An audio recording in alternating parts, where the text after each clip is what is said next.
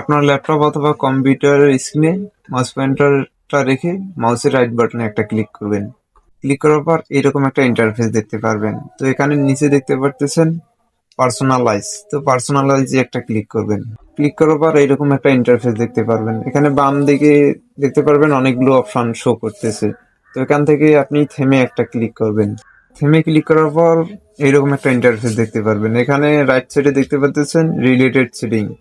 তো এর নিচে দেখতে পাচ্ছেন ডেস্কটপ আইকন সেটিং। তো ডেস্কটপ আইকন সেটিং এ একটা ক্লিক করবেন। ডেস্কটপ আইকন সেটিং এ ক্লিক করার পর এইরকম একটা ইন্টারফেস দেখতে পারবেন। তো এখানে আপনি যে অপশনগুলো আপনার কম্পিউটার বা ল্যাপটপ স্ক্রিনে দেখতে চাচ্ছেন সেই অপশনগুলো সিলেক্ট করতে হবে।